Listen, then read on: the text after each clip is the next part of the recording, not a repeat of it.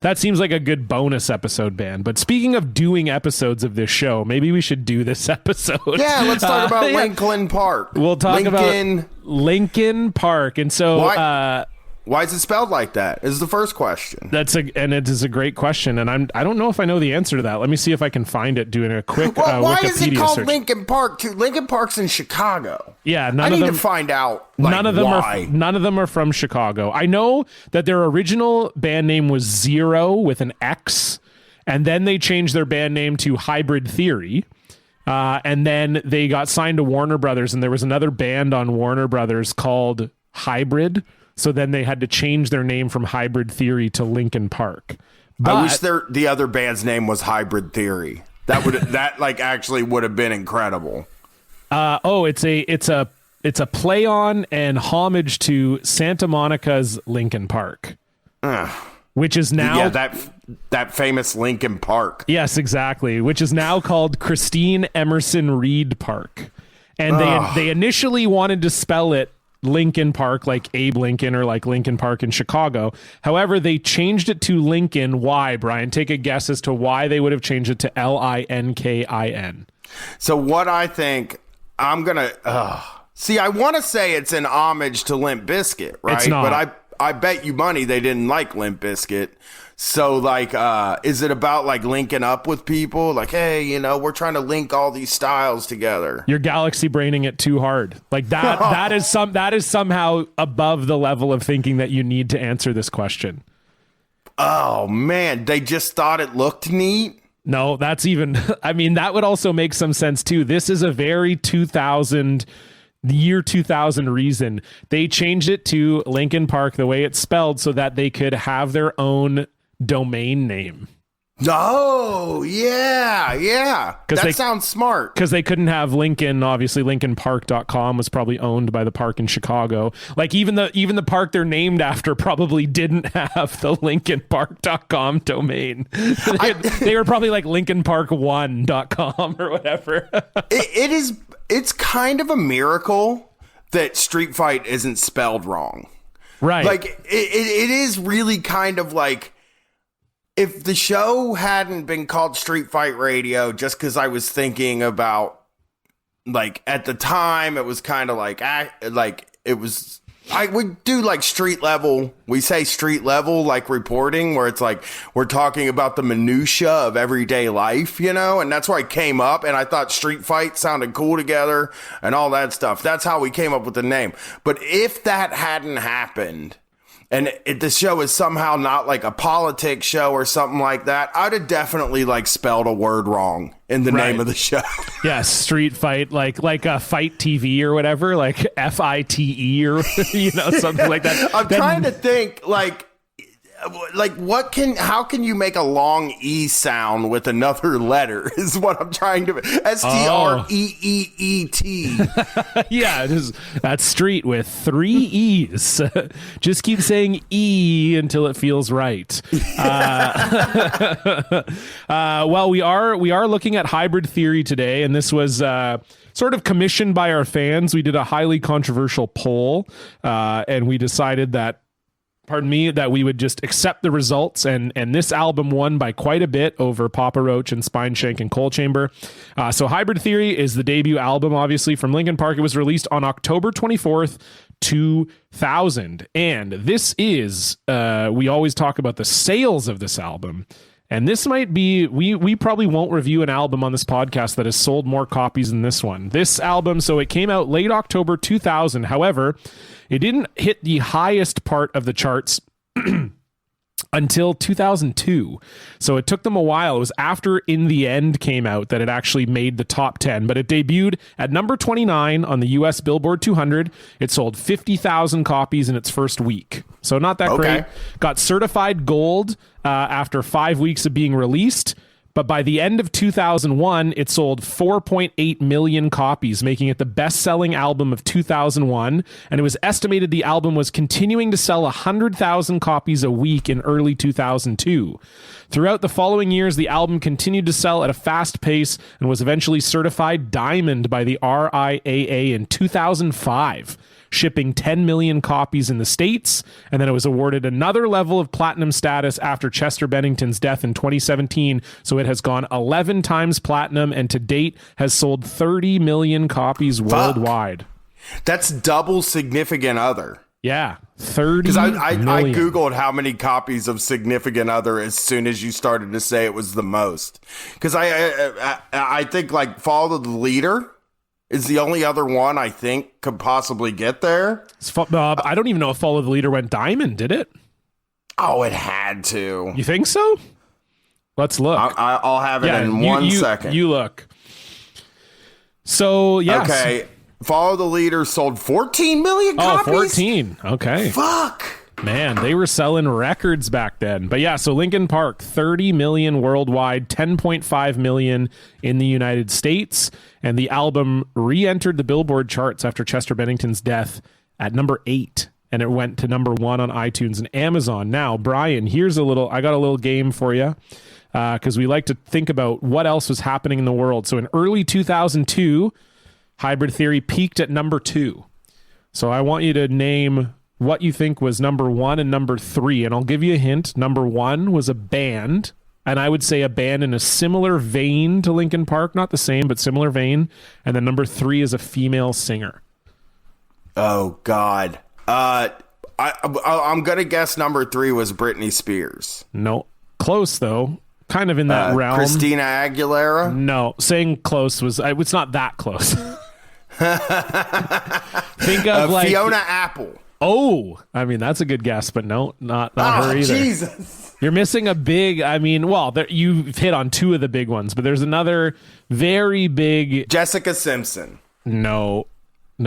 Oh God, these are like Jessica Simpson. My brain does not stretch back as long as yours, John. I've been using drugs since I was 12 years old. Okay, fair enough. Number 3, Jennifer Lopez. Oh shit, yeah. I should have guessed her. I would have never guessed her though. Jennifer Lopez's remix album called J to the LO. I don't think about Jennifer Lopez ever. Me neither. You know? I honestly don't either. You're right. That's a good. That's a great way to. Her. My wife and daughter love her, but I would never even thinking about Jennifer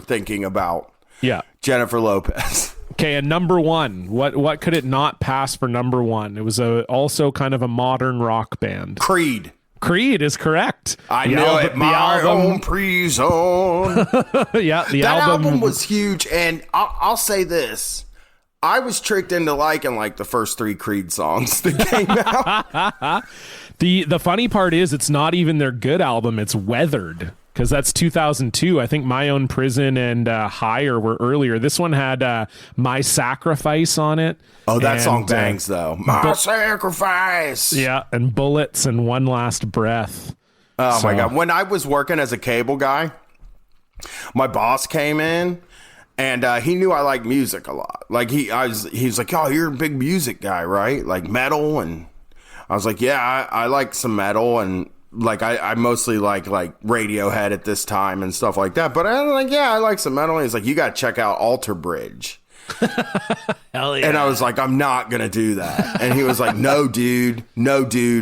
Oh, I had told him I liked like some proggy stuff, like Mars Volta. I was very into Mars Volta at a time. Sure, yep. And I was like, yeah, I like more prog rock. He's like, you know what's prog rock? Is Alter Bridge. It's all the guys from Creed except for Scott Stapp. And I was like, I'll never hear Alter Bridge in my entire life. Getting rid of Scott Stapp was when they became prog. That was like they couldn't handle it. They're like, oh, we got it. Because we just get rid of this guy, this Eddie Vedder sounding guy, then we'll be prog. Nobody's writing choruses for our songs. What's going on here? Yeah, exactly. You know? This is bullshit. We don't know how long to go. We don't know how long this song should be without Scott Stapp's lyrics in it. I'm saying My Sacrifice fucking is off the Scream soundtrack, I believe. And it could be. I loved that fucking song. Scream 3. I remember when Higher came out and I was all about it, you know. Now that one I couldn't with that one. That little lick always that always got me every time. And I didn't, you know, Scott Stapp, I do think there's something to the like notion that a rock band should have a singer that's like very easy to sing along with. Like you've got like Scott Stapp is very easy to kind of just be like you don't have to be a great singer to just be like, can you take me, and like feel like I'm in there, you know. It's kind of like the same thing with Nickelback. I feel it's like no one thinks Chad Kroeger's like a great singer, but it's real easy to just be kind of like, this is how you remind me, you know, and you're like, oh yeah. Like I kind of I like that song that you were just singing. Nickelback, the Nickelback song. I know people are like, you have like the worst taste in the world, but that song where he says, "It's not like you, so sorry. Who's thinking of a different story?" I like that song. That's a good song. Yeah, it's like fine. Cumbersome by Seven Mary 3. It's just one of those fucking songs. It's like it just works. You know, I'm not saying that I'm a Nickelback fan because I don't know a single other song, but I will listen to that song. I remember like Nickelback's very funny as a Canadian because they're like their early stuff was seen as like cool. You know, like when The State came out, I remember like Leader of Men not being on Much Music and being like, okay, like people thought, okay, this is like a badass, like pretty cool band. Like they were sort of, if you like nu metal, you also liked Nickelback, and that was like totally regular. And then this is how you remind that came out, and then everyone was like, oh, this is no good, you know? Yeah. Well, I shouldn't say everyone. I should say that's when, like, you know, people who thought they were above it were just like, okay, I'm out on. Well, there's only room for one Eddie Vedder guy in nu metal, or maybe two. Like, because Sully from Godsmack. Oh, for sure. Is an Eddie Vedder, and Aaron Lewis was an Eddie Vedder. Yet, like, Sully was like Eddie Vedder with no tone. Like he's like the baritone Eddie Vedder, which sounds like impossible to say, but I'm just thinking of like, I'm not the one who's so far that's my away shit. That when song. I feel the snake bite into like that's I liked Godsmack. I had no problem with it. I stand alone. Like that's all good. That's all good stuff. But he was like almost a register deeper. Aaron Lewis was definitely like he was like Eddie Vedder, but like emo. He was like emo Eddie Vedder somehow. Right. You know, there's almost no difference between Stained and Creed. Really? No, it just cred, right? Because Stained had the like the Limp Bizkit and like Korn respect. Yep. That's all. And Just Go is a good song. But Linkin Park, though. Yeah, no, Linkin Park. Well, we always do this. Every episode of the show, I'm like, oh, cool. Like, I'll listen to the Deftones episode. I'm like, oh, we talked about Korn for like 20 minutes.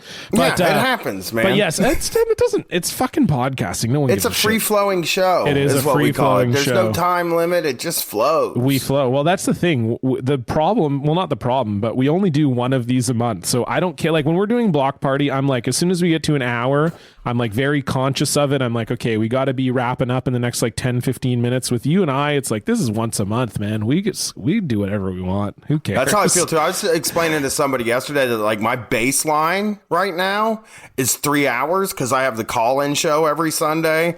And also when I record the hour basement show, I record us watching Undercover Boss before that.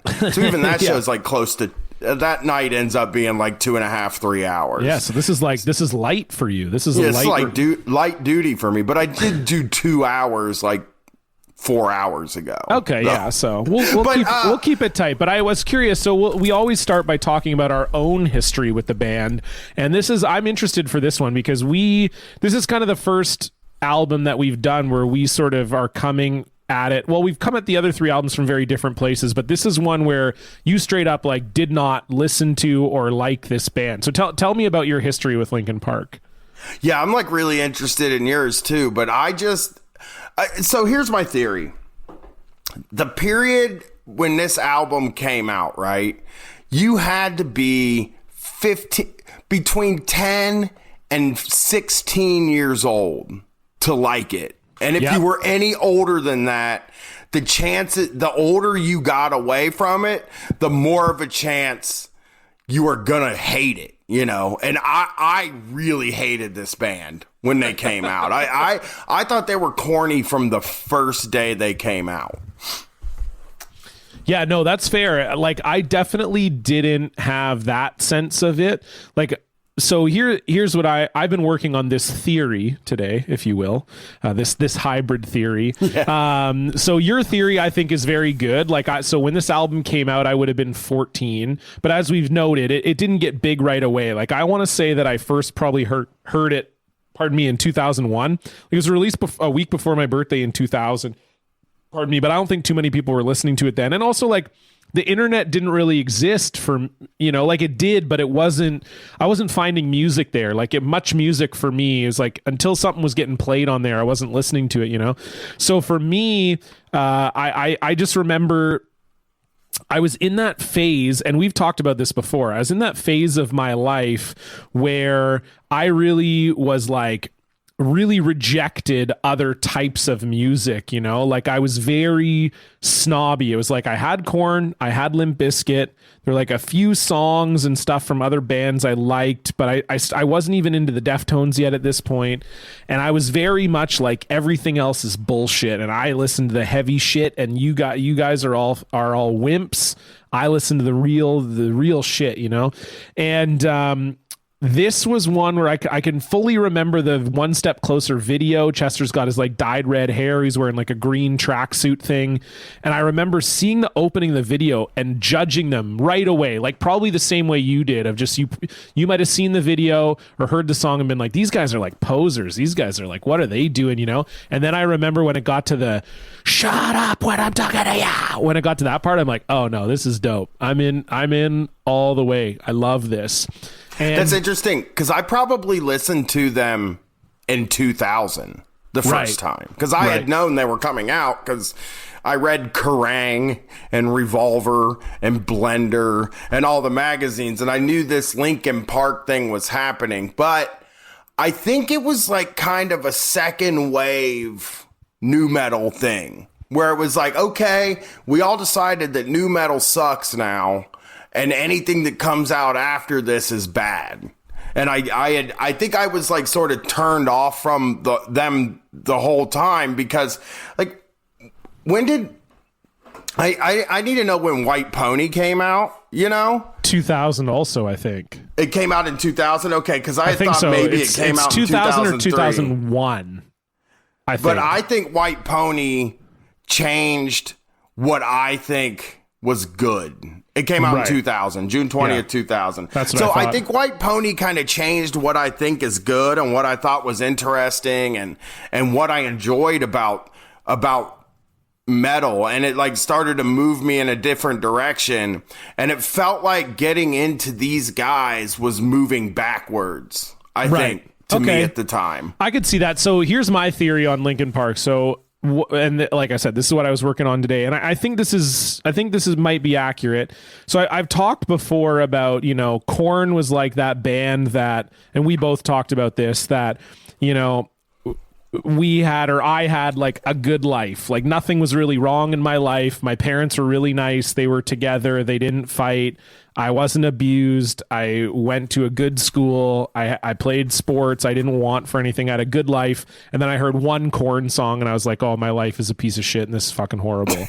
And Linkin Park, to me, I think is like the natural progression of that. It, like nu metal got so big, like Limp Bizkit and Korn got so big with like kind of a renegade sound, like it became pop music, but it became pop through like sheer force of will.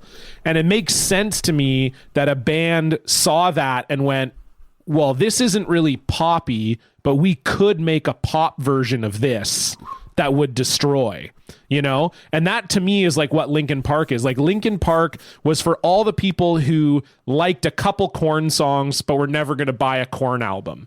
Linkin Park was that band. That's why they've sold double the copies of Korn and Limp Bizkit. To me, it's like they scooped up all those people on the outside who are like, well, I like Freak on a Leash, but I don't really like anything else I heard by Korn, or I like Nookie, but I don't really like anything else by Limp Bizkit. Like Linkin Park was that sort of safe alternative. And Chester's whole ethos, like Korn was the like, I'm abused, my life sucks, I'm putting it out there. Some of you may be feeling some of these feelings, but they were very specific feelings. It was very specific. Like, I was abused. I had a really hard childhood. I got made fun of all the time. Limp Bizkit was very much like, we're too cool for school. We're famous. We're rich. We're kicking ass. We got a big sound. We're the best. And then Linkin Park was that, like, kind of the continuation of Korn, where it was like, hey, do you just feel lonely? Are you like lonely sometimes? Well, hey, guess what? Like, you might have a great life. You might be cool, you know, whatever. But like, you also have sometimes when you're home alone, you know, or you're driving your car at night, you're like, you know what? But I am kind of a bit lonely. That's where like Linkin Park swooped in, and they were like, you don't have to have a big reason. You don't have to be so sad. We just got like a nice sounding way of delivering this sort of message. You know, it was like a really like polished version of the sort of nu metal message. I think that's another thing that bothered me, though, was the polished part of it. We talked about that first Korn album, and I talked about how like the sound that I see as a detriment to that album now, and I wish they would remaster, at the time was a positive to me. And I had also gotten kind of annoyed with Follow the Leader. When Follow the Leader came out, I was annoyed with it because it sounded very cleaned up. You know, I liked Life is Peachy more. And with Linkin Park, always sounded cleaned up. And they really they felt like a boy band in a way, but for boys. If that makes sense. Yeah. No, for sure. I mean, I think there's been lots of those throughout history, right? Like, there's lots of boy bands that are kind of for boys, you know, like you give from the Beatles all the way through, you know. It's not like they didn't find, but and that's the thing too, is I think Linkin Park, I mean, I only went to one Linkin Park show ever, and they were opening up for Metallica, so it's not really representative of their fan base, but you have to imagine they had a way bigger female fan base than Limp Bizkit and Korn. You'd think. Probably. Yeah, I would guess that. I mean, they were younger guys. Chester was like, if you put pictures of Linkin Park up with pictures of Korn, especially Korn, look at Linkin Park next to Korn. And it's like, yes, of course, like, younger people are going to like Linkin Park more because Korn looks fucking scary.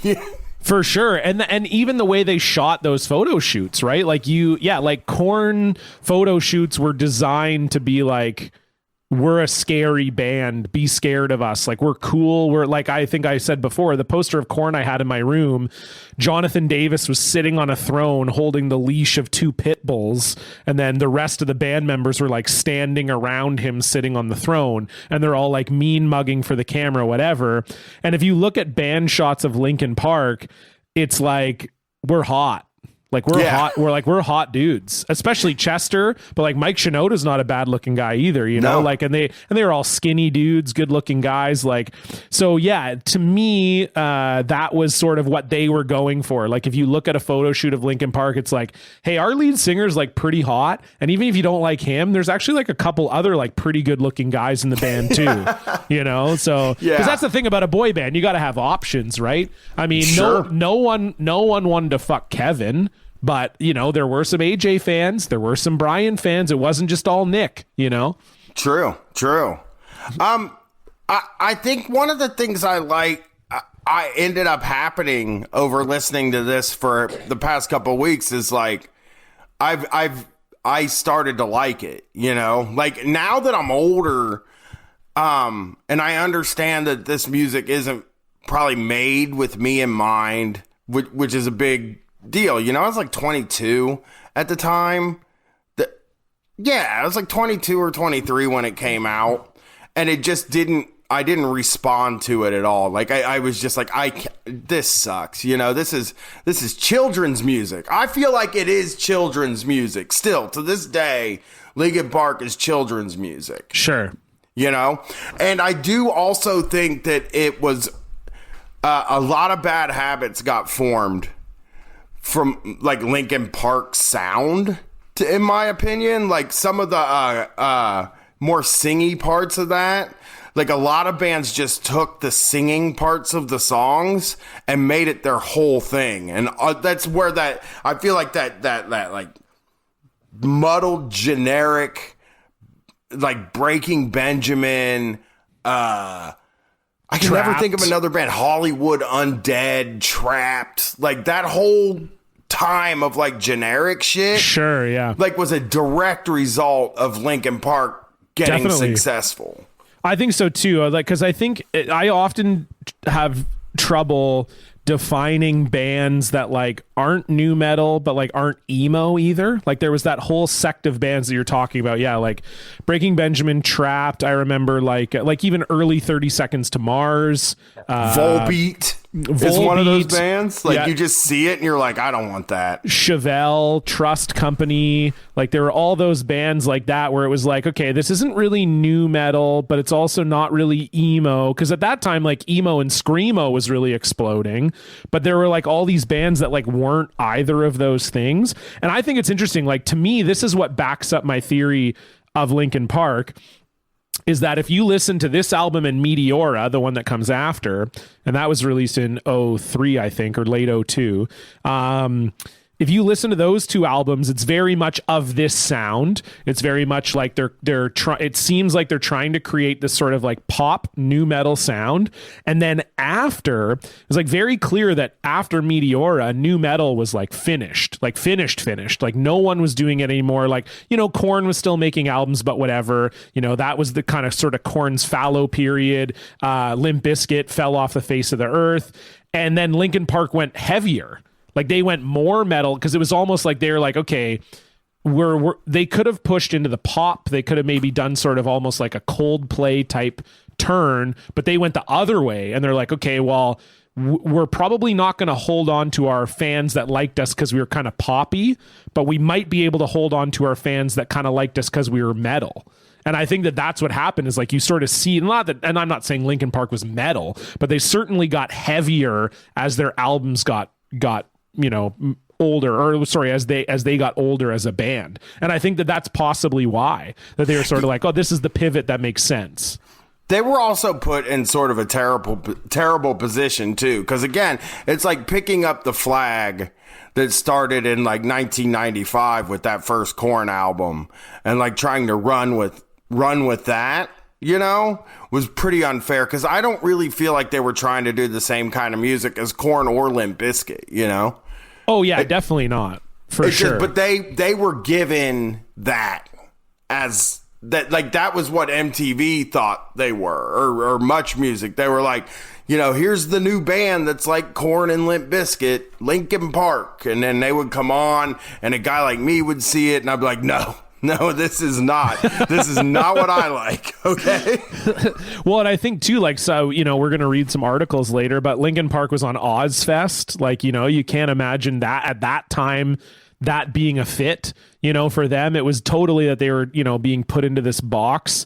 And one thing I think too that really separates them when you start to talk about the actual songwriting, is that Chester's scream is like crazy good. Like he screams in tune. Like it's a weird, like he has this very unique ability. Like obviously he's a great singer, but he also has this very unique ability to like scream, but it sounds like singing.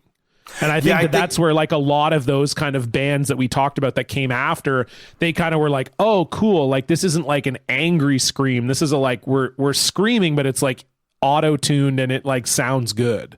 Yeah. 3 Days Grace. Oh yeah, that's a good Shine one. Down. Oh yeah, that's good Seether. too. Seether, yeah, you love a Seether album. I was all over Seether back in the day. What was their single? Oh man, I can't. What was the I just Seether? keep wanting singing the "Could have made it as a wise man." Yeah, that's Nickelback too. That's Nickelback. I'll have it in 2 seconds here, Seether, because I do. Oh no! What the? Oh, for fuck's sake! I know the internet is so bad. Well, they did "Broken." You know, the Amy Lee, "'Cause I'm broken."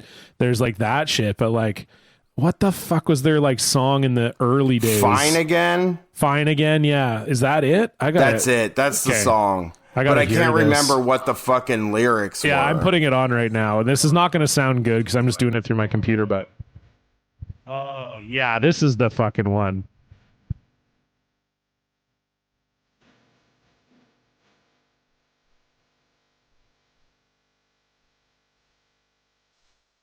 Yeah, this is so fucking like Linkin Park. I mean, I can't say that it's Linkin Park's directly responsible for this, but they are directly responsible for modern or for hard rock radio picking this up and never letting it go. You know, like picking up this style of music that's like sort of vaguely angsty and is just generic as fuck. Now, Linkin Park is not generic. I don't think they're a generic band. They have a very specific sound that is only they did, you know, but some of those hard rock bands that were adapting their stuff were just, it was really depressing. It was some real lowest common denominator shit. Oh, for sure. I'm going to be honest. I didn't hear a lot of what you said there because the very first comment on the Fine Again video is unbelievable. What? Wait, you got to read it now. I will. This is also from 10 months ago. Okay, so Fine Again came out like whatever, 20 years ago. This is from 10 months ago. 12 years ago, my wife tried to stab me to death when I caught her cheating on me. I spent months wondering, why didn't I die? I don't want to live anymore. Why did I survive? I turned to alcoholism and drug abuse to numb the pain. My parents tried to get me help and I didn't want any part of it. One day my mother was taking me to a therapist appointment and I heard Fine Again play on the radio in the car. Being the first time I heard the song, it spoke to me and it got through to me where professionals and doctors had failed. The more I listened to it, the more it helped me climb out of the hole I was in. I really feel like the song saved my life, saved me from myself, blah, blah, blah. This is one of my favorite songs of all time, and it meant the world to me that I got to watch Seether perform Fine Again in Mobile for the Poison the Parish tour just a few months ago. I know the song wasn't written for me, but it helped me save myself from myself. Beautiful. Dr. Seether, MD. It's like, you know, my brain is just so fucked up that I'm like laughing. Like I see that and I'm like, oh, that's funny to me. Like, I can't, you know, it's I like mean, this guy, like, you know. Earnest stories about bands that you can't imagine having one fan are very cool. Yeah, and that's what it is, right? It's not, I'm not laughing at this. Like, it's obviously great that this guy lived and got through all of his demons, but it's like the idea that it's the Seether song that you hear on the radio that really turned it around for you, you know? Yeah, Seether. That's like when Head from Korn talks about when he decided to finally find Jesus, right? He was listening to Nine Inch Nails' Head Like a Hole when he says, bow down before the one you serve. And Head took the exactly totally wrong message from that lyric. Yeah, well, you know, that's the thing about lyrics, right? They're just open to interpretation, Bryan. You can take them any way you want, and that's the whole thing that makes a lot of sense. So you said you started to like this album. What are some of the things that stand out for you about, like, what are maybe some songs you like, or some things that is standing out to you that you feel like you're kind of turning the page on this a little bit? Well, I do think Chester is a good singer, like he's a good front man for like a children's band, for a band specifically geared towards children. His like voice is very agreeable and it's easy to listen to. And, I mean, some of the lyrics are not bad. Here's the thing. If I was 11 and I heard those lyrics, yeah, I would fucking be like, I really feel this, you know? But I'm listening to this whole album for the first time 2 weeks ago. Right. And just hearing it, it's just like, I mean, this is like memes that like people from my hometown share. Like a lot of these songs have that energy, that kind of like, you know, Lord help me, I don't want to go back to the real me kind of energy. Right. Or we used to play outside when I was a kid, but now kids just lay in their bed, like sort of stuff. And it that's the kind of like, that's the vibe I get from their lyrics, the vagueness of the songs, and the fact that like it seems like all the song none of the songs are kind of about any, they're just vaguely angsty, right? Except for there seems to be one song on this album that's about a girl, you know, where I was like, oh, okay. All right. And now I see a girl has pissed you off. So that's something, I guess. You know? Well, that's kind of what I was saying earlier. Like, I sort of feel like with Jonathan Davis, it was like, this is my very specific pain. Your pain might not be the same, but you might be going through some pain, so we can go through it together. Whereas Chester was like, I'm going to write lyrics so that no matter what your pain is, you can ascribe it to anything. You can listen to this song and you can be like, yeah, he's talking to me. You know, like, I think... To me, that indicates like generic, though. No, I'm not disagreeing with you. I'm just saying, like, that's, I think, where he was coming from with a lot of this. Like, you know, I think your Facebook memes comment is pretty spot on. You could totally see something like, I tried so hard and got so far, but in the end, it doesn't even matter. Like, you could see that on a pillow. You just see that like stitched on a pillow somewhere or something, you know, like. Yeah. I mean, but none of this stuff. I'm really not trying to. I'm trying to be fairly positive about the album, and here's the thing. I found myself singing the songs, and I think that was the big important thing for me. Is like, am I even gonna like be able to build a connection to this? And the more times I listened to it, the more times I was like, okay, I'm singing Paper Cut now. I know Paper Cut. I'd never heard that song before. And I was singing One Step Closer and like I was singing the songs along. And also at times kind of felt like it was heavy. But it's got the same sort of problem as Trapped. And that none of it sounds exceptionally heavy. You know, like nothing sounds like it's like brutal or anything, but maybe that wasn't what they were going for. Yeah, I don't think they were. I mean, I remember seeing them live. A lot of their songs came across a lot heavier because I think you can tell when you're listening to it just on record, they certainly softened the blow of like a lot of the guitars, especially that were happening in the songs. Like if you think about the songs, like the guitars, you know, for a metal band or a rock band, like the guitars are almost like buried in the mix on some of the songs. Like you think about like In the End, like there's the piano and then it gets to the chorus and it's almost just sort of like a whitewash of like guitar noise. But then when you see it live, like, so I've talked about this before, but I went to Summer Sanitarium in 2003 and it was Metallica, Limp Bizkit, Linkin Park, Deftones, and Mudvayne. And Linkin Park had the biggest mosh pit of the day. I would say like by almost double. Like it was like, because it was at a football stadium, so the whole football field was the floor, and it was just fucking chaos. Like, and I think it's because live the songs were a little bit, you know, Chester would scream more, and the songs came across as heavier live. But I certainly agree with you on record. The edges are very soft. Yeah, I saw him at Ozfest. I think I actually went to Oz. I got to find out when they played Ozfest and know the other bands. But the article I was reading, I think it said that they were playing it in 2001. They might have played it other times, but I read they did an interview with them playing Ozfest, and I think it was 2001. Yeah, I would have gone to that. You know, July 2001, and Linkin Park are in town to play Ozfest. Super Terrorizer. I think I was at these shows. Well, maybe not, because there weren't any bands I liked at it except for Black Sabbath, Marilyn Manson, and Slipknot and Papa Roach. Okay, I had to have been there, but I guess like I probably went to the other stage when they were on or something. Sure. Like they were like real like I don't want anything to do with this. I don't want anybody to even think that I like Linkin Park.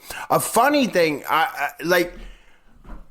but if I had been in high school when it came out, I would deeply care about Linkin Park.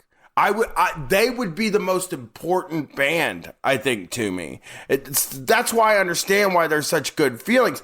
I think like a big surprise to me was when we started doing this show was how many people that were just a little bit younger than me like this band was the most important thing in the world to them, you know, and have told me, I'm like, this was one of the ones they wanted us to do very early on and stuff. And it's like, I was almost nervous to do it because again, I don't have a connection with these guys, but I see what they're doing. I see what they were doing now.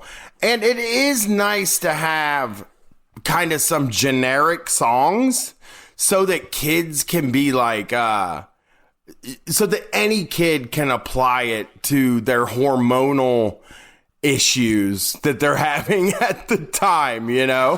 For sure. We just did a podcast with my daughter.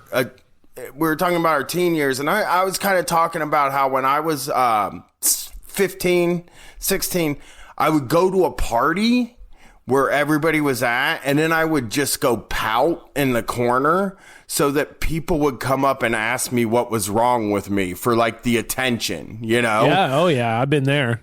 And like, I think that version of me would have really loved Linkin Park. But when you're 21 or 22, that version of you dies. You know, once you've moved out on your own and you're like paying rent, that version of you most of the time dies. Yeah. Oh yeah, for sure. And I think, yeah, it's weird because Linkin Park came out, like I would have probably known about them when I was like 16. So I'm sort of fitting the criteria you're talking about, but I don't know that they just, I liked them. Definitely. I really liked this album. And I remember when Meteora was coming out, like I was so excited for that album, and I still really like that album too. And I think it's better than this one, I think, but I've heard a lot of people said that. Yeah. Well, here's my, like, cause here's the thing about this one. And I sort of showed you this, so Linkin Park did a remix album of this called Reanimation. And it features a lot of rappers and a lot of new metal people. So it's got the lead singer of Taproot. It's got Steph Carpenter from the Deftones. It's got Jonathan Davis, Aaron Lewis. And then it's also got like a couple guys from Jurassic 5, Black Thought, Pharaoh Monch. So it was kind of a combination. And to me, I felt like the weak songs on Hybrid Theory, this is the thing I would say about Linkin Park, is like even the songs on Hybrid Theory I don't like, there are parts in them that are very good that Linkin Park was able to go, okay, we can make this song better. Because like there are a lot of songs from Hybrid Theory that get a lot better on Reanimation, like very interesting arrangements, way different stuff. It doesn't really play like a remix album of this time period. Like I remember remix albums at this time, I hated them. I didn't want to hear them. God. They were like, it was just like, oh, let's take this song, make it 8 minutes long, chop up the vocals, maybe do some sort of shitty rap thing. Like it just sucked. And this one was like really one that got me. And like, so I think like songs like Place for My Head, Pushing Me Away, Paper Cut, Points of Authority, Forgotten, all get way better on Reanimation. It's like they're like, hey, here's 30 seconds of this song that kind of fucking kicked ass, and now we're gonna make it like a real song. Like it was almost like they learned how to be a band on Reanimation, because obviously like Hybrid Theory, like the singles are indisputable. One Step Closer, Crawling, and In the End, indisputable great songs. But this was real. I mean, the remix album really shows that there were really good pieces there, and they figured it out. And then Meteora was when they're like, okay, we're going to take all the pieces and we're going to make them into something real cool. Right. And I almost don't, this is one of those rare, cause I don't like to, I don't want to do the show and like shit on people's taste or whatever. Like that's pointless when you're doing a new metal podcast. Yeah. This is for the people with no taste. Yeah, exactly. Yeah.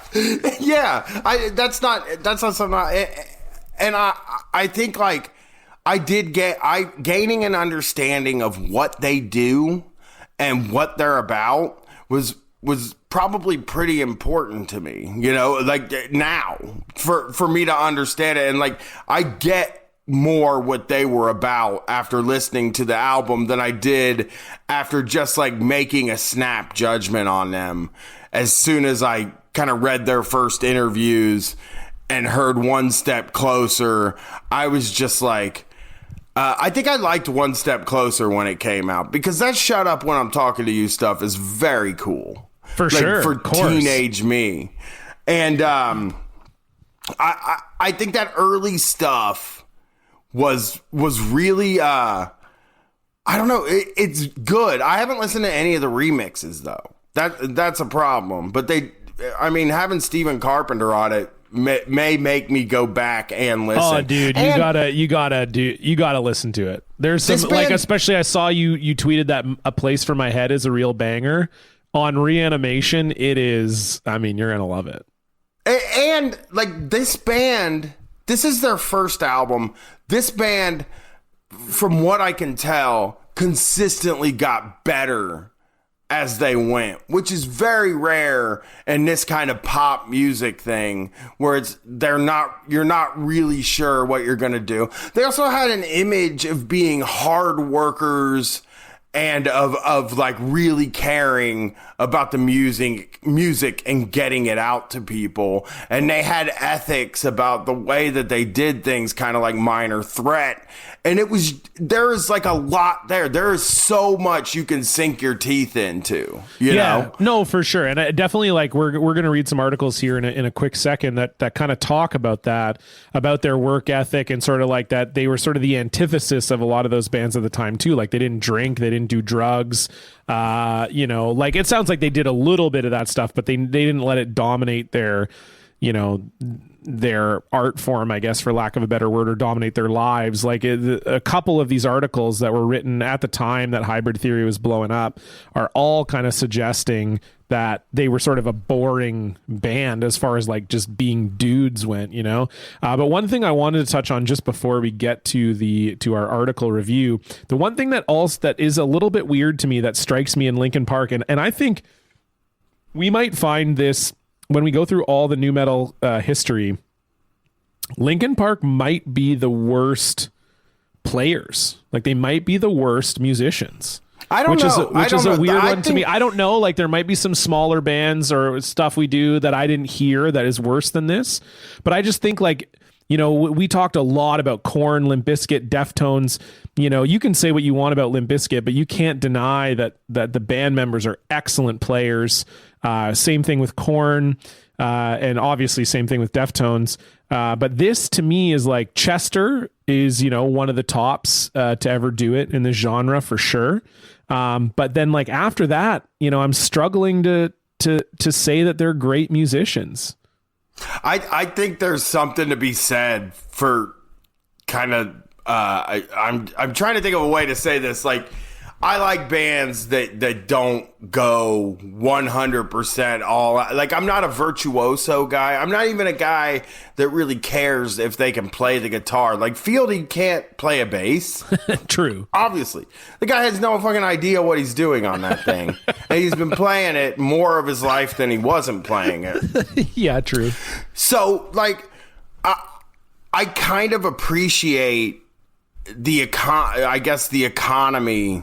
The way that they kind of stripped it all down, it was a very clean sound. That's the best way I can describe Linkin Park. It's a super clean sound. There's not a ton of shit going on in the background. Yeah, for sure. There's not a bunch of stuff going on, and they seem to have pretty simple, straightforward songs, and that's all you can really ask for, For me, it's like if you're trying to do pop music, it can't be difficult. And they seem to be doing pop music. I don't think they want. I'm gonna guess that they hated being called nu metal from the beginning, because by 2000, especially 2001, when they started to hit, the backlash had begun completely. Oh, for sure. Yeah. I mean, I saw Limp Bizkit in 2003 and people booed them when they came out, and they were direct support on the Sanitarium tour. But yeah, I hear what you're saying. I just think of like, I don't need virtuosos either. Obviously, like I don't listen to death metal. I don't listen to bands where it's like, I'm not a shred guy or anything like that. But it's just I don't know. There's just something about it where, yes, I agree. They made like some iconic riffs and stuff, but it just never struck me. It's because I always stick on this one quote in Meteora in the album notes. They had like little comments about every song. Like the band members would kind of like just throw in sort of like, oh, this is what was happening at the time. Like Chester might talk about like what the lyrics were about, and some of them might talk about their choices. And I remember on the song Breaking the Habit, they were talking about how great of a job their drummer did. It was like, oh, man, we just can't believe like, Rob really pushed himself. I think the drummer's name's Rob. Really pushed himself on this track. This is like crazy shit he's like never done before, and it's like so good, and we love it. And it's like the drums of that song are completely unremarkable. It's like he's just doing like 16ths on the hi-hat. I guess that was like the part that was hard for him or something. I don't know. It just always came across to me like, and the guy fucking wore headphones all the time on stage. That pissed me off. That was a shitty look. I didn't like that either. Dumb look. It looks like you're trying to listen to different music while you're playing. Like it's and that thing we talked about with Wes Borland. For all we know, he might have been trying to listen to different music. Yeah, he's just up there listening to something hipper than Linkin Park, you know? Totally. But I think that I to clarify, like I think these guys were like crafting pop songs, and they wanted them to be very straightforward, and they wanted people to understand everything. They're another band where not a lot of these bands in this, I guess Limp Bizkit would be the only other one, is the only band where you can understand every fucking single word they said. Like, he wanted you to know every lyric on the album. And I think that, like, they wanted those guitars simple, they wanted those lyrics simple, and they wanted the drums and turntable shit. They wanted that all simple and clean and no extra shit. Because I've said this, I don't know if I said this on a Significant Other episode. I kind of took some shots at them, but I didn't really say it. Is that, like, I think a lot of times in nu metal, and especially in an album as iconic to us as $3 Bill Y'all, I think the turntables sound like fucking shit. And on Linkin Park, they seem like one of the only bands that use the DJ correctly, you know? Sure. And that's the kind of rap thing too, right? Like they were clearly trying to be like, if other nu metal bands were sort of like, we're like, yeah, we're like rap rock, but like, it's not really, we're not really rapping, like Linkin Park was rapping. Like to say like that Jonathan Davis was rapping is like a little bit, like, yes, there were maybe some kind of like break beats in the songs, and there was some kind of, the way that the lyrics were being delivered was maybe in a little bit more of a spoken cadence than a singing cadence. But I mean, it wasn't rapping. Linkin Park was like, no, we're rapping, and we have a DJ, and he's a good DJ, and we're doing the thing, Yeah, I just find it impressive.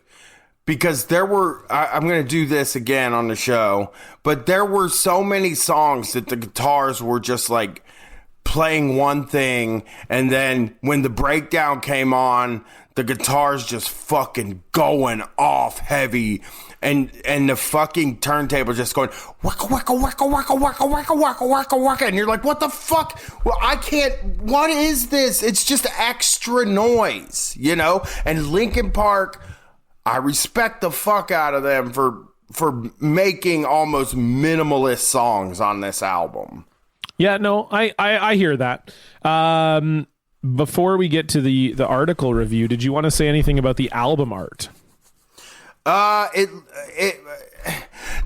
album art might have turned me off too. Yeah, it's not great. Is something like that. I mean, we all know I'm not a sci-fi guy. I'm right. not, and it feels sci-fi. I don't know. The album cover looks like a sci-fi TV show, like the TV show on the Sci-Fi Network. Right. Yeah, it looks like an early video game graphic almost, like if you were playing like a PS2 game or something. Because this says, so here's what the band says. With Hybrid Theory being Linkin Park's first album, Mike Shinoda, who had worked as a graphic designer before becoming a musician, has stated that the band looked through books for inspiration on how to present themselves for the first time. The result was a winged soldier, which Shinoda illustrated himself. According to Chester Bennington, the idea of the soldier, with dragonfly wings was to describe the blending of hard and soft musical elements by the use of the jaded looks of the soldier and the frail touches of the wings. Oh, I hate it. I hate that explanation. Even. Yeah, it's a bad explanation. I don't like that. But it does kind of lend some credence to your sort of sci-fi theory.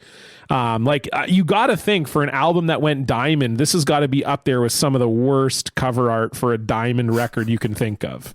Well, it's gray. It's like ugly. It just. Yeah, and to me, like, I don't think if I'm a guy in 2000 or 2001 or whenever I'm discovering this album, I don't think I look at that and I go, whoa, a soldier with dragonfly wings. Like, I wonder if this band, like, blends hard and soft. You know? It looks like a PS2 video game, like you said, or, and it's, like, kind of I don't know if it's, like, maybe people thought it was political. You put a soldier on the cover of your album, and people think it's going to be political, and then they listen to it, and it's the most apolitical thing in the world. Well, it could be political if you want, Brian. Okay, you don't know. The lyrics are pretty vague. It could be about anything. Crawling in My Skin is about how Hillary Clinton screwed Bernie Sanders in the 2016 primary to me. 15 years before. Yeah, exactly. But yeah, so I pulled a couple articles for this. We always like to try and find an article from the time period. This is from Rolling Stone. There were just a couple quotes in here so I know one thing, Brian, you didn't like about them was specifically that they didn't kind of cuss and they were a little bit more softer. And these are just some quotes that make them seem so geeky to me.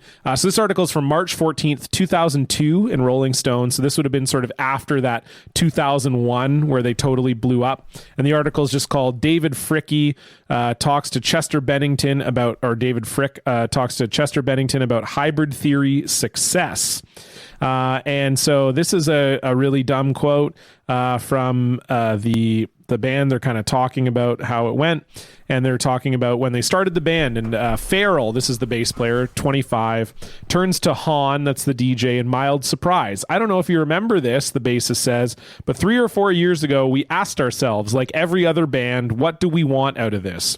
We all went home and wrote down goals. Mike came back with his list of goals, and one of them was, I want to win a Grammy. We were like, wow, that's crazy. It's cool, but it's crazy. It is. I mean, trying to win a Grammy. What a stupid goal, you know?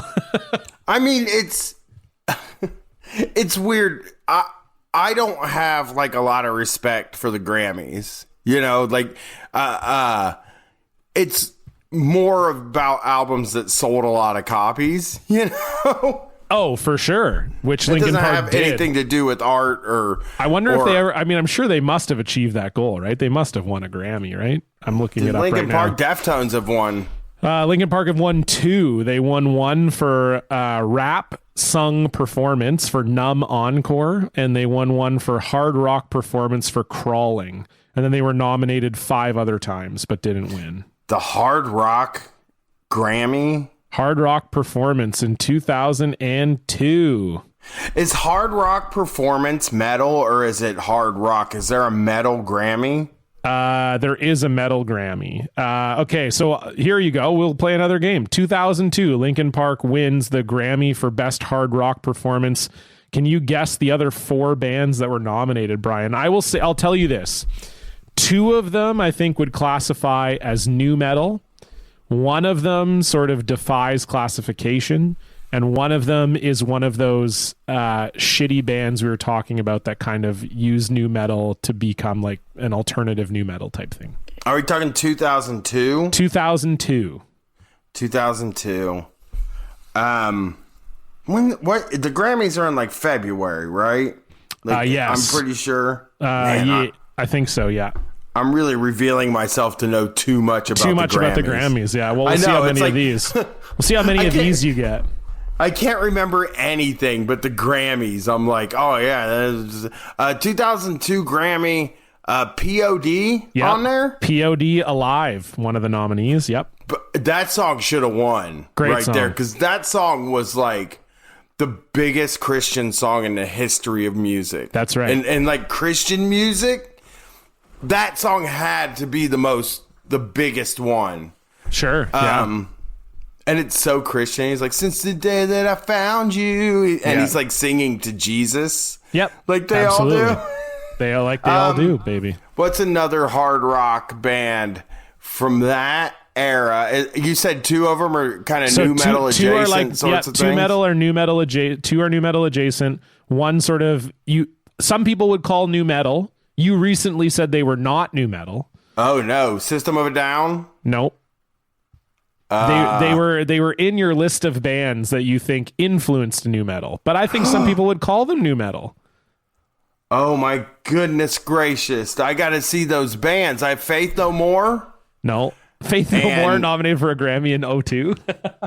No, that's true. That is true. I once went to. I'd love to drive the listener. Actually, listeners to this show will probably think this is cool. I saw Limp Bizkit open for Faith No More and left before Faith No More. Yes, so good. I love it. It's the coolest thing I ever did. I also did the same thing. My first concert was Flotsam and Jetsam, Fear Factory, Korn, and then Megadeth. And I left before Megadeth. I was like, I don't need to see Megadeth. Hell like, who yeah. gives a shit? Likewise, I would have done the same. Ah, shit. What am I looking for again? What am I looking for? It's the band, one of the bands you said influenced new metal, but weren't new metal. Okay. Is it the Red Hot Chili Peppers? No.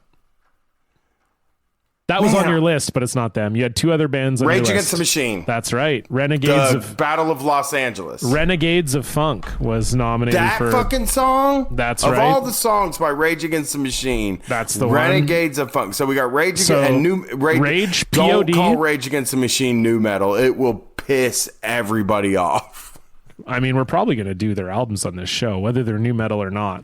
Maybe. Then we have a new metal, a band, and then, one of those kind of like butt rock bands. So we got a butt rock band, which I will never get right. The first guess I'm going to throw out, because this sounds like a band that the Grammys would like. Yeah. And it's one I just thought of. Seether. Very close to Seether. Hold on. Saliva. There it is, baby. Saliva. They're new metal. That's disease. A new metal band. Okay, sure. You can make I understand what you're saying about like it doesn't feel like it because the lead singer doesn't look like it, but I can't think of a more new metal song than Click Click Boom. Yeah, true. Very new metal. Yeah, I'll give you that. Yeah. It's one of the most new metal songs. And then I don't think you're going to get the other new metal band. I got to be honest with you. Don't think it's going to happen. Okay, who is it? Alien Ant Farm. Fuck, I loved that shit. Me too. Two, also hard to call new metal. I know. They kind of defy classification. They're like sort of beside new metal, but they're not really new metal. They kind of rap, but they don't really scream, and they're very smooth sounding. I agree. They're in the same sort of weird limbo that Incubus exists in. Correct. You know, where you look at Incubus and you're like, man, that, nothing after Science feels like new metal. No. But then even when you go back and listen to Science or The Fungus Among Us, I mean, they don't really sound like new metal. No. There are like one or two songs on Science where you're like, oh, certain shade of green. New Skin. Yeah, but they're just one of those bands that I can see calling them new metal, and I can see calling them like something else. Yeah. One thing I've been very surprised about is that I kind of got the impression like 2 or 3 years ago that Incubus would be one of those bands that people follow around the country because they have all of the aesthetic of one of those bands, and they were very popular for a time. And I truly can't believe they're not like in that kind of Fish, Pearl Jam even category, you know? They need more. They need more jam sounding songs. Yeah, and their songs, they're hard. The lyrics to Incubus songs are some of the most fun to really get into. Sing and just love, for sure. The only other thing I'm going to say about this Grammy thing, and then I got one more quote from the article, and then we'll wrap this bad boy up, is in 2000, these 3 songs lost the Hard Rock Performance Grammy. Kid Rock, Ba Wit Da Ba, Korn, Freak on a Leash, and Limp Bizkit, Nookie, all lost to fucking Metallica for Whiskey in the Jar. I remember that. And you know what? We can all act mad about it, but we can also admit that we like Metallica, Whiskey in the Jar. I like Metallica, but I mean, come on. Whiskey in the Jar, though, is a good song. I don't like Metallica. Okay, fair enough. Not a fan, but I do like a-did-a-do-la-ba-dee-ba-doo-ba. You know? And I can see why you like for the stereo. I got so close there. I also like in 1999 that Jimmy Page and Robert Plant won for just a side project, Page and Plant. Yeah, I never even heard of off. that. Yeah, they beat. Who were the other nominees? Kiss, which is also ridiculous in 1999. But then Marilyn Manson, The Dope Show, Metallica, Fuel, and Pearl Jam, Do the Evolution. Page and Plant, though, took them down. Almost every song is better than Page and I hate Led Zeppelin anyway. So dumb. The last quote here from this article that I also thought was very funny, just because like I hate when bands do this shit where it's like absolutely not true. Like there's just no way that this is a real story, but they have to say it anyway. So Bennington, who had already done Hard Time with a Phoenix band called Grey Days, is a charming mix of bull elephant certainty and childlike astonishment. Before Hybrid Theory's release, he made a bet with Myra Simpson, national promotions manager at Warner Bros. She had a triple platinum Stone Temple Pilots plaque, says Bennington, a huge STP fan. In another interview I read, he said that they're the best band that's ever made music. She said, "If you go gold by Christmas, I'll give it to you." I said, "Cough it up." He laughs. I was joking. Sure enough, Hybrid Theory was gold by Christmas 2000. Quote, "And I got my STP plaque," Bennington says, beaming. "He slept with it in his bunk on the tour bus every night. Nobody touched it."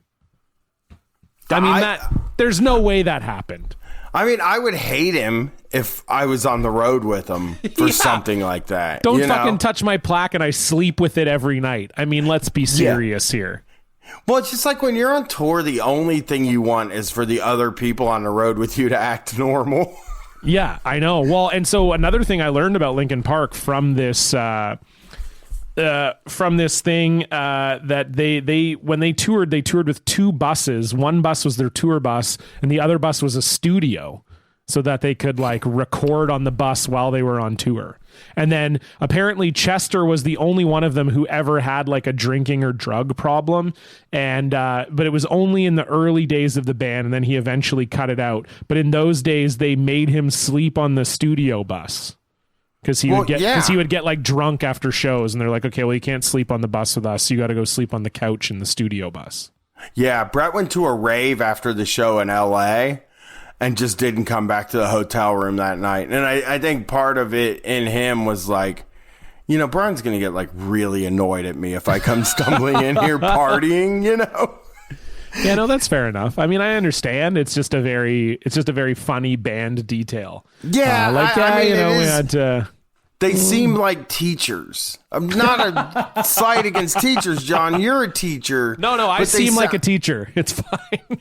Right. I'm saying that it sounds like going on. They only toured during the summer because they were teachers for the rest of the year. That's who it sounds like you're on the road with at that point. Yeah, no, you're right. I can't imagine being like, well, I'm in a hard rock band.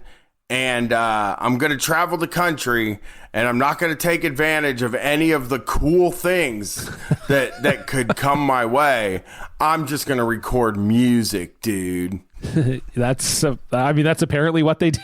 So That sucks, man. it's amazing that they did that too, and they still didn't release an album for 3 years after that. But yeah, it says in 2001, Limp Bizkit played 324 shows.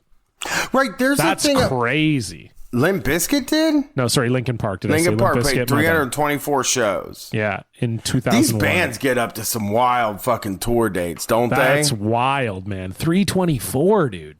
I looked at a Sheer Mag shirt at a concert for a tour, and they were doing 5 in a row. Like in one city or 5 days in a row? Yeah, they were doing 5 in a row where they had to drive to the next one. Oh, yuck. And they did it 5 times. We just did 3 in a row, and it like that's brutal to do. Yeah. But like they're on the road. These bands are going on road.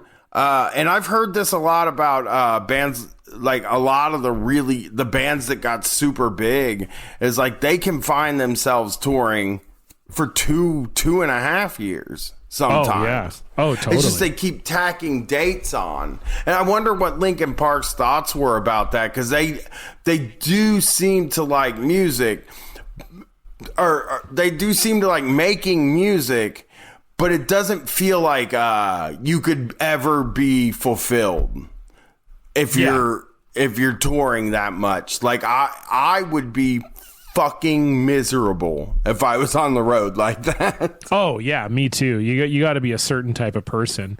Okay, let's move on to our review. And as everyone knows, our review system is that we sorry, John, I want to apologize to you for cutting you off there because it was rude. It's okay. You sent me another article. Oh, you want to? Yeah, if you got some article stuff to add, go for it. And there was some stuff in that's the stuff that made me kind of like him. Okay, as sure. a person, yeah, let's get him right? back. Let's get him back because we didn't like him with the studio bus. So bring him back, baby. Well, he mentions in it. Is this the one from Revolver?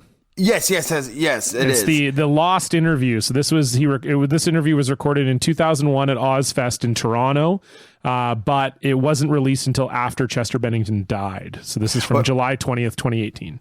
So this paragraph here, but though Bennington is clearly stoked about the band's increasing popularity, the attitude that he gives off is more excitable nerd than bratty up-and-coming rock star. He's smart, funny, open, goofily charming, and more than happy to talk Revolver's ear off about his life and career thus far.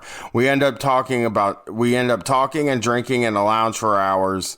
But there's a part in here where he says he loves to talk about how it happened.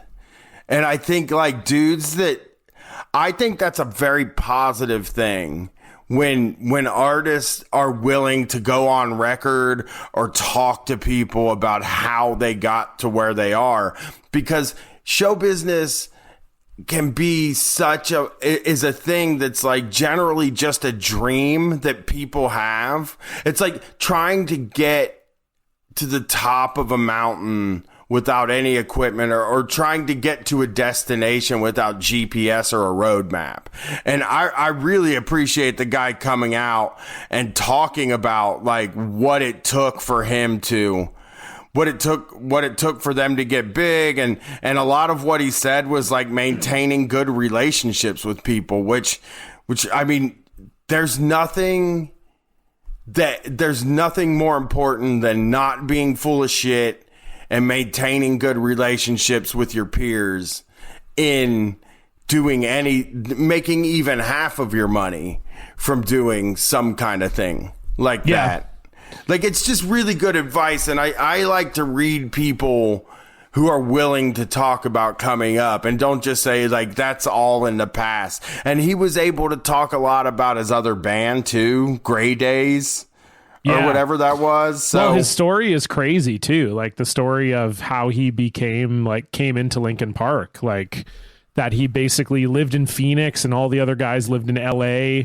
And when he was with Gray Days, there was some like entertainment lawyer who thought he was really good, like a really good singer, but didn't think Gray Days was like a particularly great project.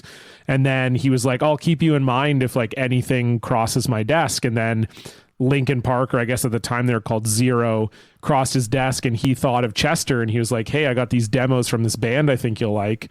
Chester recorded lyrics to 5 of the demos in 30 hours, like in a day and a half, sent it back to Linkin Park or Zero at the time. And he was just like, yeah, I'm done. Like, you guys want me to FedEx these to you or what? And they're like, you're done already in 30 hours? He's like, yeah, I love the music. I'm good. He's like, I could FedEx these to you, or I could fly them to you. That'd be way faster. And then we can like meet and audition or whatever. And so he flew from Phoenix to LA, quit his job. He was working as like a real estate assistant or something. He had 2 houses in Phoenix. Right. He was doing really well. Yeah. He said he was doing really well. He was only 21. He was already married. They had a kid on the way, and he had 2 houses in Phoenix, and he gave it all up and moved to LA and joined Linkin Park, which I think is like a pretty crazy story that just like wouldn't happen anymore either, which is so interesting. You know, this like the idea that these like A&R men kind of like put these people together. They are from different parts of the country. They kind of make it happen. You know, it's such an interesting story. Yeah. And so the other part I wanted to read about is because it's one of the most important. Ozfest was important to me. Okay, like I went to Ozfest 98 or 97, 98, 99, maybe jumped off around 2001 or something, but I like went to all of them. I made it a point to make it to Ozfest every year. Sure. Yeah, I hear that. Warped Tour was like that for me. Yeah, I kind of felt like that. Yeah, it is. It's like the more redneck Warped Tour is Ozfest.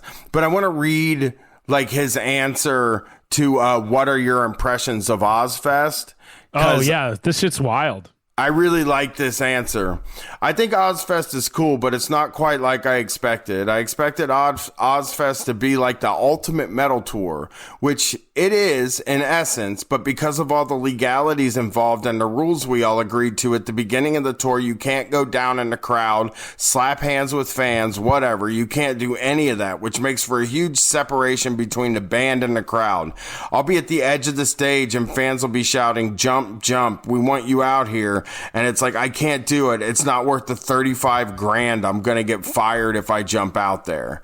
And that to me, that sucks, you know? For sure. Like 35 grand is so much money, and it would be super nice. I don't know. Like, how do the contracts get written like that? It seems I would have not. This is the kind of thing that would be a make or break for me, you know? Right. It's like, I don't want to be on Ozfest if, you know, there's an invisible wall between me and the audience, you know? Well, he also talked about how the second stage bands couldn't hang out with the main stage bands, like in the backstage area, which was super weird too. I don't know if you were just about to read that, but that was like, yeah. So go ahead, you can read it. But there's a lot of restrictions between the 2 stages as well. There's a lot of bands on this tour that know each other and have all toured together. We've all become friends, but if you're on the second stage, you can't go hang out with your friends in the main stage area, and that kind of bugs me.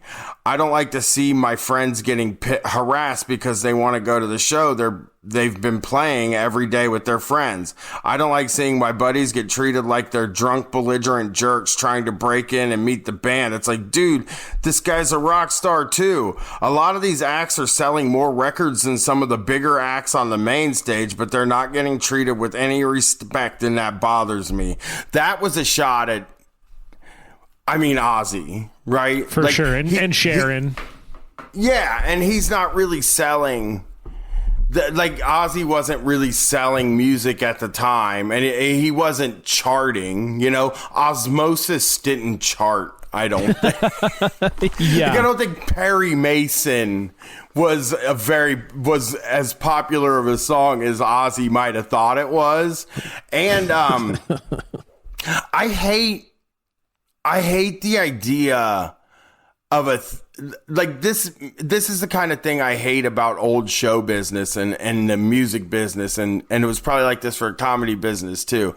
The kind of separating oh, this Ozzy Osbourne, he's so big, he can't be hanging out with the guys from fucking Killswitch Engage or something like that. He doesn't want to accidentally run into American Head Charge backstage while he's getting his fucking whatever is on his rider that's something fucking crazy. Like, those fucking old classic rock guys suck so bad. Yeah, no, for sure. I agree. I'm glad you read that part, because I did read that today and I thought it was pretty wild. And I think that's why probably this interview didn't get aired or like didn't get written about, because he's saying all this stuff while he's on Ozfest, which is like crazy, But I feel like there was a story with Korn where they talked about how Jonathan Davis said something mean about Metallica. And Metallica just were like, fuck it.